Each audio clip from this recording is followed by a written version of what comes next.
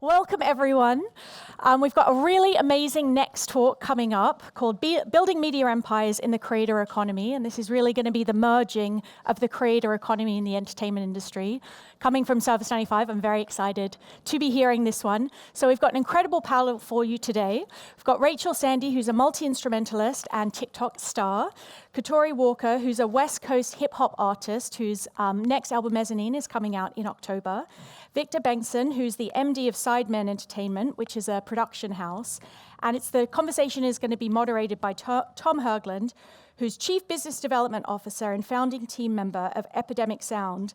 Just to give you an idea of Epidemic Sound, their music is played over 3 billion times a day just on YouTube and TikTok alone. So, welcome to our amazing panel.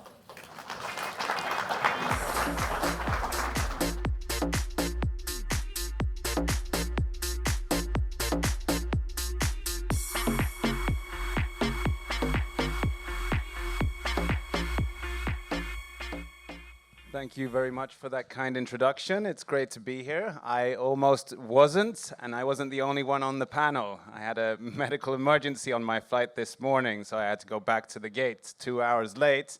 And the entire time I was feeling really sorry for myself because I was so stressed. So I was almost late, and I'm a bad person. So that's like the first half of my day. But fortunately enough, we have some really great panelists to remedy that today. So. The backdrop of this panel is everybody knows by this point that production, distribution, consumption of media has done a complete overhaul over the last decade. And it doesn't only affect how people consume media or how ads are bought, it also changes everything about how media is made.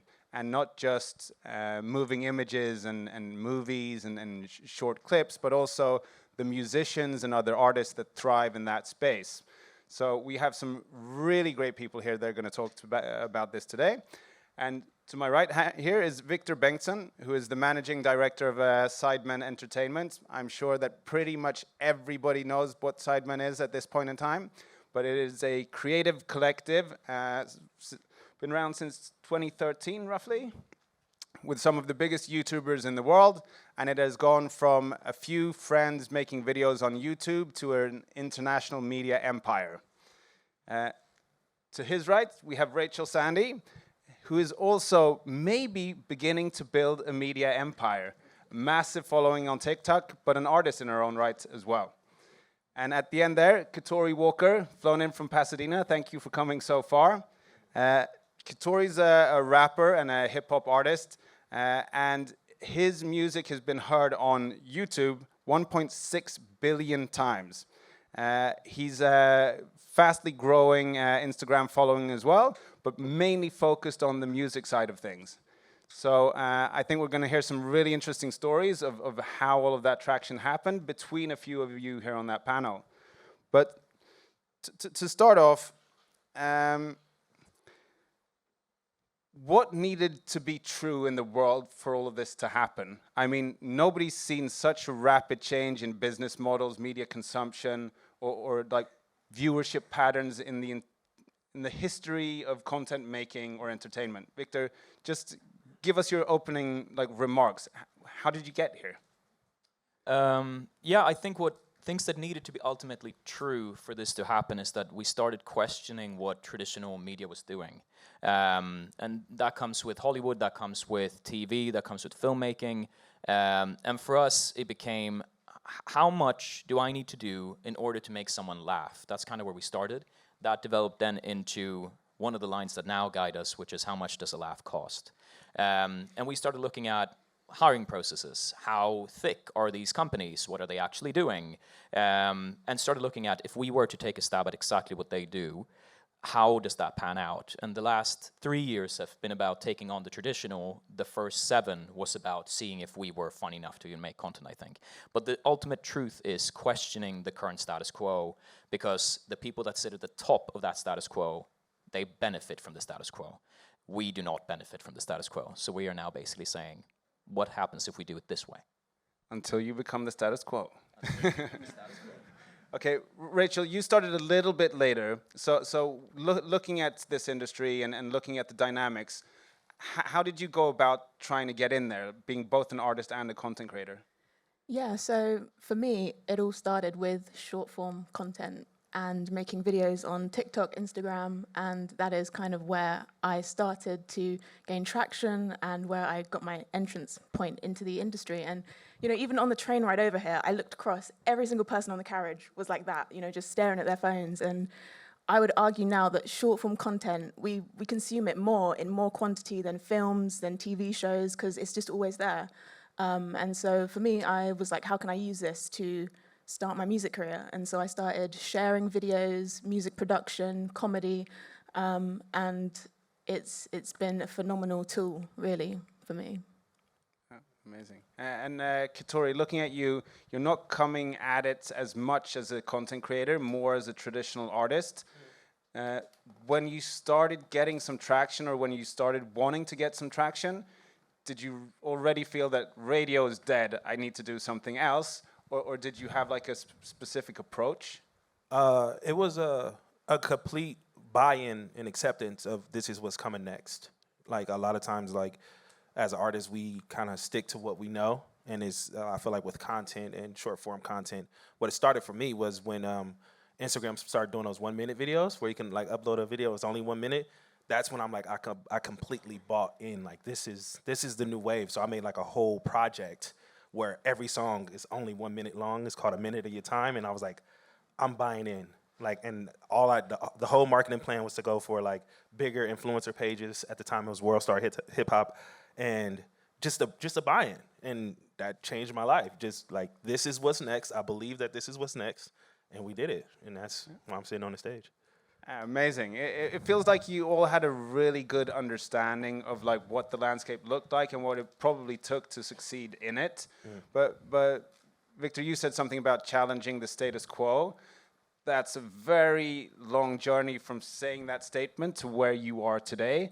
Like some of the practicalities, like how did you make Sidemen so massive? And obviously the Sidemen themselves play a huge part in this, but like sitting behind the control boards and really trying to have a coherent strategy across all of these different channels and building it to what it is today. I mean, shows on Netflix, VC, venture capital firms, like all the things, like some practical, like how did you get there? The semi-short version.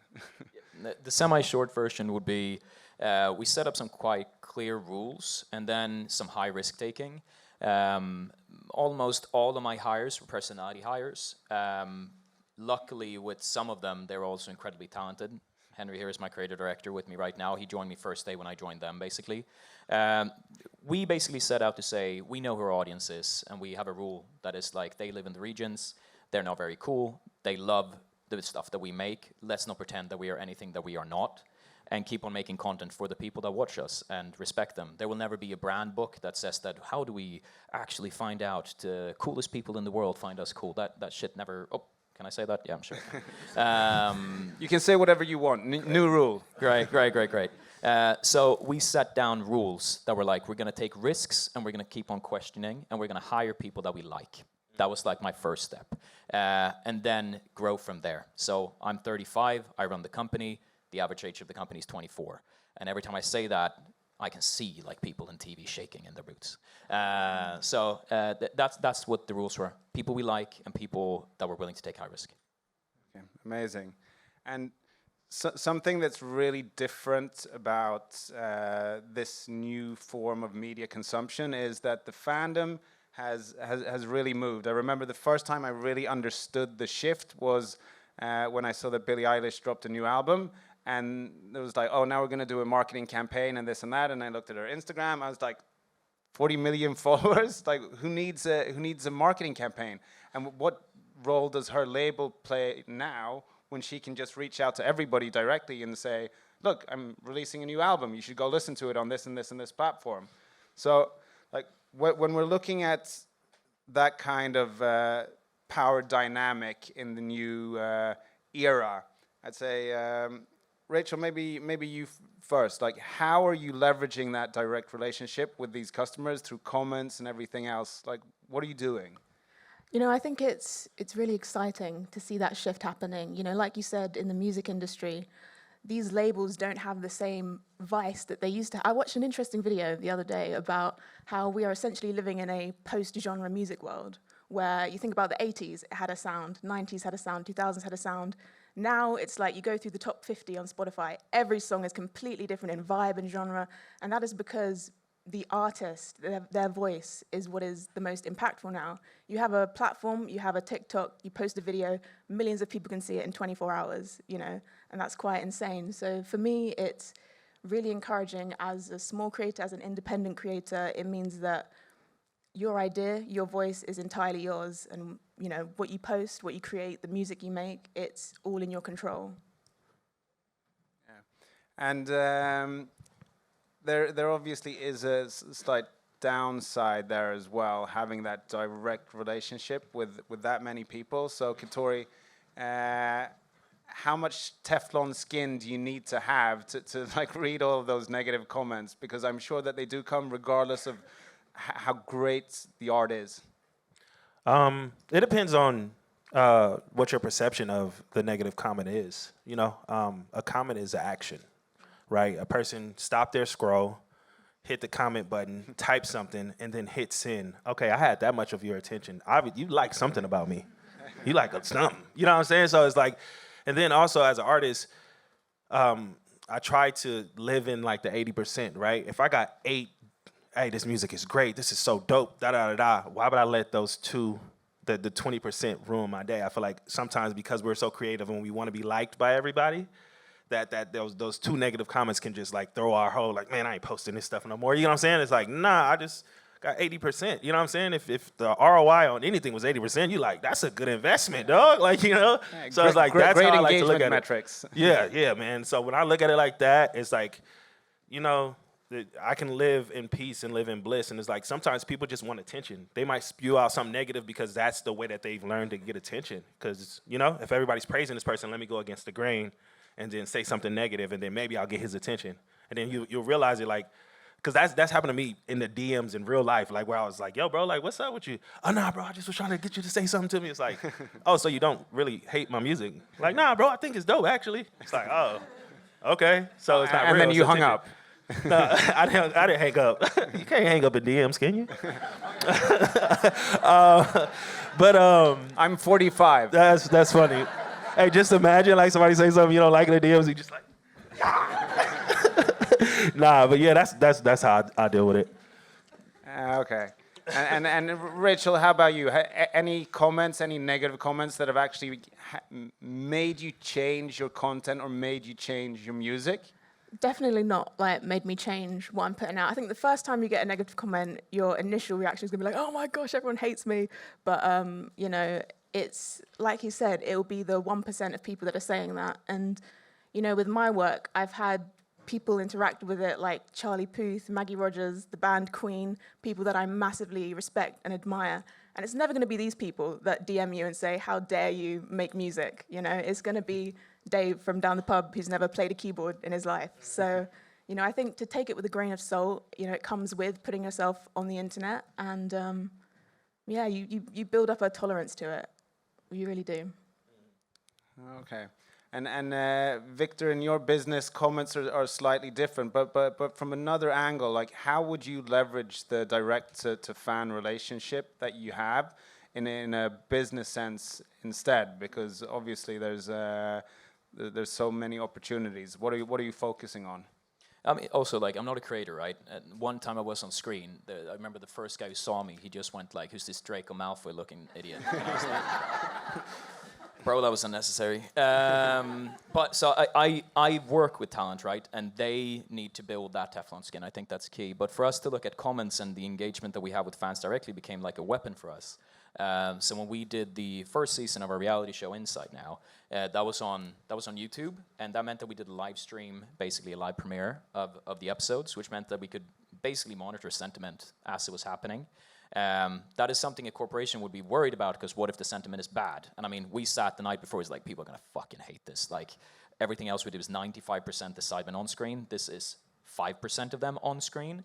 And I was at a restaurant celebrating my then girlfriend's dad's birthday, and I was just like, she left me because of that show, so that's unfortunate. we were shaking in our boots. Literally, we were like, this either fucks it all up or it's our next big business venture. So I think it became for us to be able, how can we use, even if there's hate or even if there is something that is negative, let's look at the fundamentals of what fan engagement is and how we utilize that whenever we create something new. So that immediate fan reception and their sentiment report became kind of like, okay, cool. The first 30 minutes, I was about to literally fly back to Sweden and start selling cows again. But the second half of that show, they were like, bro, this is almost like Big Brother for Gen Z. Like, this is pretty sick. So then it became a weapon for us. But you use it and you take risks with it. That's what the direct-to-fan engagement really does for us.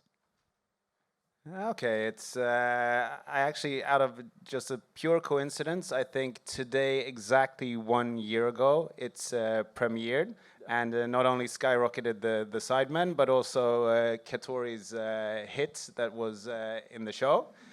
So that's exactly 1 year ago today. But like, I'd like to know a little bit more about the different platforms, because I'm assuming that there's a lot of content creators and artists in here, and you monetize different ways on different platforms. So if we're looking a little bit concretely, like, I would assume, okay, I just use TikTok to get some traction and on a track, and then I just use YouTube to monetize, and then I'll maybe do a show on Snap, and that's some pretty good money too.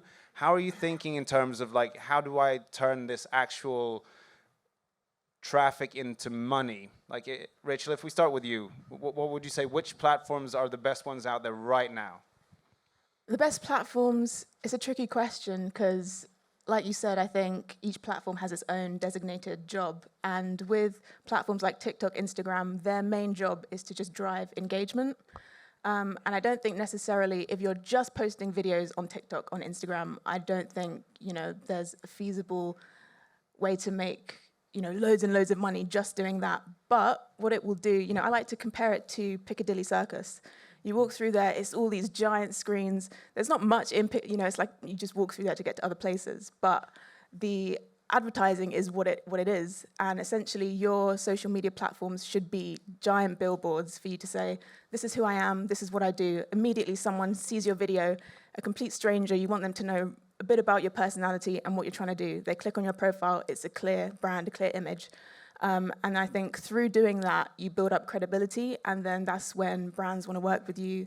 You get, the traction needed to elevate it to the next level. So I think that it might be different with like YouTube, I think, because YouTube is, you can definitely produce shows, but with the short form content, it's about bringing in audiences, I would say. Yeah. Or you just say really smart things on a panel, and somebody at TikTok is in the audience, and they will just redirect the algorithm, and then and then you win. Exactly. Okay, and if we're looking a little bit at, okay, well, if you pretty much know that social media is like the new radio, that's where people will discover things. How much do you think about actually trying to place your content in those kinds of popular channels? And Katori, let's start with you, because you did a massively successful sync with the Sidemen. Right. And like, how are you thinking about that, and how, like, before it happened, and how are you thinking after? Is that something that you actively pursue to grow your footprint, or is it did it just happen by chance and you just focus on your art? What I was actively pursuing at the time was actual sound, right? So before the Sidemen thing happened, I noticed that certain songs within my catalog were moving a certain type of way. So within my niche sound, I'm like, how do I perfect this to where I now have somewhat of a balance of a formula to where every time I do something, it's gonna go. You know what I'm saying? Because no matter what, I know social media and content is very important, and I do it as well. But a good song is going to prevail every time, every single time. And all it takes is like someone like Sidemen using a song, and everybody's like, "Oh, this is really good." Like I knew it just took people time to catch on. You know what I'm saying? It's like, all right, so if I keep doing that, eventually, then it's not just going to be people from the Sidemen using the music. It's going to be somebody else, and then somebody else, and then somebody else, and everybody's going to be like, "Wait, why am I just now hearing about this?" You know what I'm saying? Because it's everywhere. So if I craft the sound and perfect the sound, and then perfect being available, right? So it's like, all right, who is this guy? Oh, shoot, I go to his TikTok. Oh, shoot, I see him now. I go to his Instagram.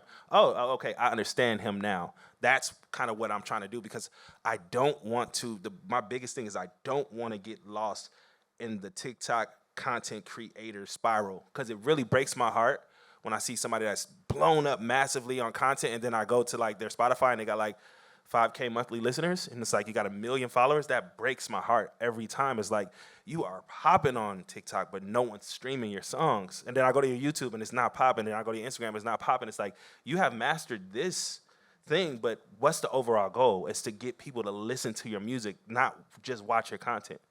That's my theory. That's my belief system because, hey, the music is, they're not going to be watching content when they in the car.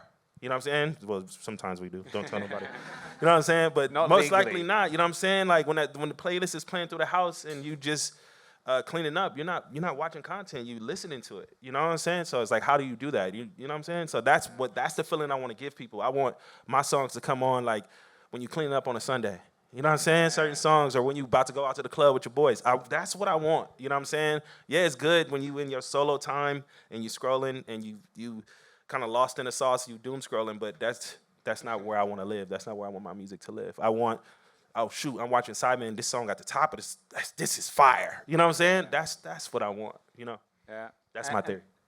And Victor, I would argue that you are now in a position of power. I mean, when you choose a track, you put it out there, a lot of people are going to hear it.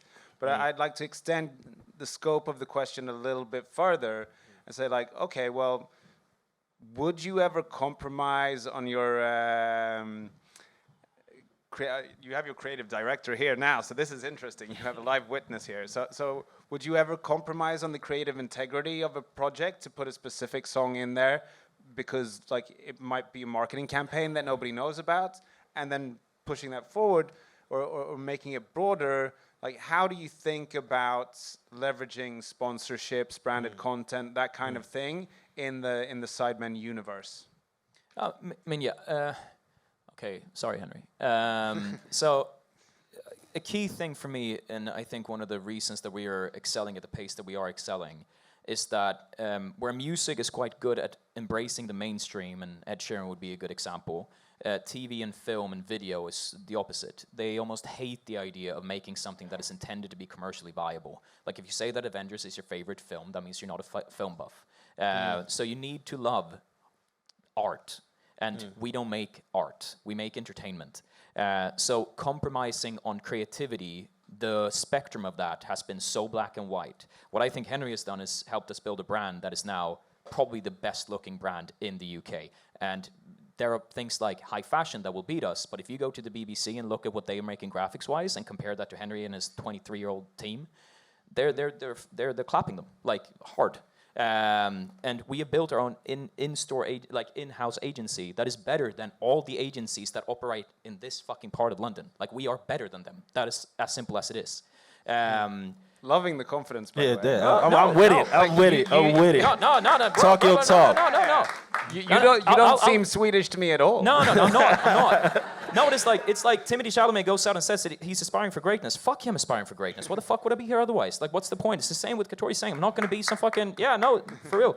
Like, no, but big yourself up, because it's like, you don't want to be stuck in a TikTok loop. You're going to go make it. And it's like I say this, we're not at a milestone right now. We're at a checkpoint. This checkpoint is going to put people like Katori at the end of the Avengers films, okay? It's going to be Rachel composing music for the big fucking productions that have come after this Hollywood goes into its new iteration. There are people coming up now to what we're doing because we're accepting that we're not gatekeeping. We're saying, fuck you, and this is what we're going to go and do. Yeah.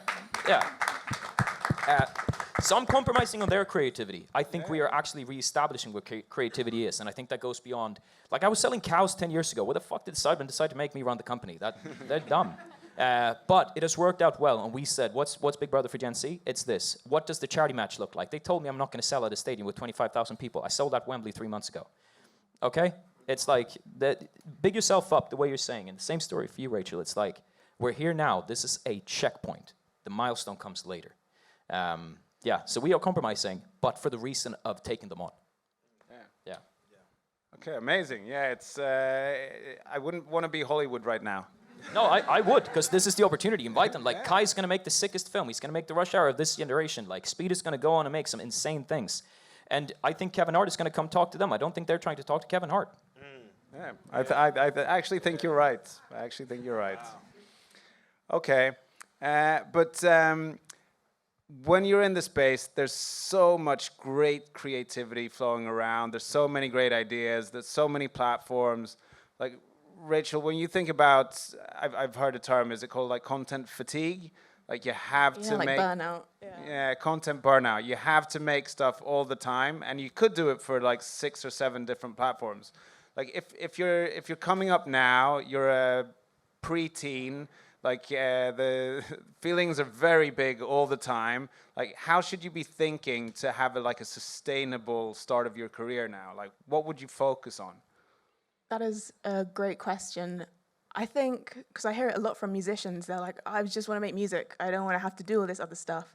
And I think that realistically, if you just copy what is popular and you just hop on trends and stuff like that, you're never going to bring your own voice forwards. And, you know, with my content, I entered the industry wanting to just write film music and compose scores for films, but ended up making this completely other stuff on TikTok because I happen to enjoy that stuff too. And I think as someone trying to create content, you need to think about, I'm not just trying to get views, I'm trying to do something different, you know? And you can't reinvent the wheel, but you can definitely change what it looks like and make it more interesting and make it you. And so I think to like upcoming content creators, people that are like, oh, I don't want to just, you know, do the next dance or do this, do that. You don't have to. Find something that you get excited about creating, and that comes across and that connects with people. There's a lot of hope from you younger people, or I sense that there's more hope that like I would have sold, my generation would have sold out their mother for likes. It feels like you're actually focusing on things that you love doing, and then the audiences will come more organically. But Katori, if we're looking at, okay, well, how can you use this platform to do other things? Do you branch out? Do you just focus on the music? Like if you could launch another brand or do good or do anything like that, like is that something you'll use your platform for, or is it just focused on music? So I've recently been more tapped into mental health and specifically men's mental health. I feel like there has been some form of a movement. People call it like the red pill, which I'm not a part of that. Please don't attach my name to that. But the one thing I did like about that is the community of men that it built, because a lot of times us as men, we have a sense of loneliness, right? So how about I do some blue pill stuff or whatever we calling it, and just bring men together and like let them know that it's a safe space to speak, to listen, to hear. So like that's one of the missions that I feel like I'm on, because I know I am a therapy person. I've been in therapy for like 4 or 5 years. And sometimes we sit with our own thoughts and in our own head, and it can get very terrible, you know? And I feel like I just want to break down this theory, and I know we got like 3 minutes left, but like if, let's just say me and Victor, right? We cool. If he was going through something, right? And he's like, yo, bro, I just need to be held right now. That would sound really weird, right? As men, really, honestly, like no laughs, really, that would sound really weird. But if she said the same thing to one of her girls, they're gonna hold her through the night, probably get some ice cream. They'll probably sleep at each other's house, and it's good. She's good. It's a person there. But as men, it's like, you gonna get a bro dap. You be all right. Call me in the morning, bro. Sometimes he not gonna be all right. Sometimes that walk home where you just dapped him up was his last walk home. You know what I'm saying? And why don't we hug our brothers? What age does that stop? You know what I'm saying? And I'm not trying to get too deep, but creating a space for that, because that's important. Every man in here, every woman in here, every person in here, you're important and your voice matters. And I want to create space for that. So, yeah.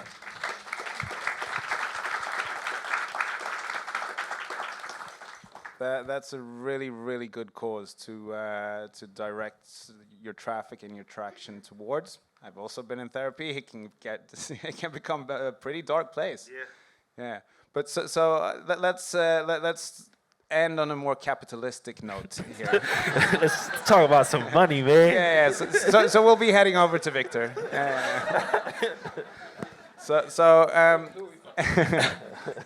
I was thinking about the authenticity stuff that we were discussing, so I was just like, yeah, let's just go. So what's next? How big can the Sidemen become? Like, what is the next 5 years in the content creator space, and how does that compare to Hollywood? Fuck me. Right, I don't see the Sidemen as necessarily the full-on answer here, but it's like what has come from YouTubers coming together, making videos, has turned from singular creators making singular videos, then making them in groups, which established the idea that if the Sidemen did what they did 10 years ago, then AMP can do what they're doing right now. That meant that the Beta Squad can go and do exactly the same thing, but more for London audience rather than the regional audience that we were doing. And I know that they have a super, super strong fan base here. The people that are coming after us are the ones that are going to actually establish this. So us now moving into a company, 4 years ago we were 1 employee, we're now 55. We have a multi-season deal with Netflix, we're selling out stadiums. We are still going to be small time compared to what the people are going to be doing 5 years from now. So what I think is going to happen is that we're going to start question what is happening in Hollywood, what's happening in TV here, what's happening on your screens. And the big macro changes is that this generation and this group, and I can say it, I'm a white man from a rich country, straight, who's got like all the privilege in the world, and came over here, and everything that I had to do was hard work, but I also had privilege to get to go and do it. And I'm working now with people everywhere where I'm not sustained by nepotism or things that came from past generations. Instead, our team now sits with so many different walks of life, so many different people, and there's no one who's going to get the torch handed from us, except the people who are the best at what they're doing. So I think that there is a completely different leveled playing field than there was prior. So that's going to happen. Capitalism, yes, that's still going to happen as well, which means that the people who are the best at what they do will hopefully have a bigger chance at getting to the actual big money and the big budgets, so they get to do really, really sick shit. But you have to remember, like, at the end of the day, there's a guy who's barking on live streams, and he's the biggest guy. FIFA put him in front of everyone 3 days ago. Like, how the fuck did that happen? Well, I know how it happened. Yeah, so Speed's hanging out with fucking Thierry Henry, and, like, they're bringing him on their show. Like, the motion is happening. So that's where I'm seeing it. This is, as I said once again, it's a checkpoint, not a milestone. And what's going to change is that people are going to be better at what they do and allowed in rooms they were never allowed to prior. Amazing. Amazing. So, yep. Really nice to hear that the industry is young enough to not be run by nepotism. I would assume that it's slightly different in the Hollywood studios. They have more legacy that they need to deal with. But we're actually already out of time here. So everybody in the audience, if you would give a round of applause, and please, please. I don't think the Sidemen need any more followers, but check out the socials of Katori and Rachel, please. Thank you so much.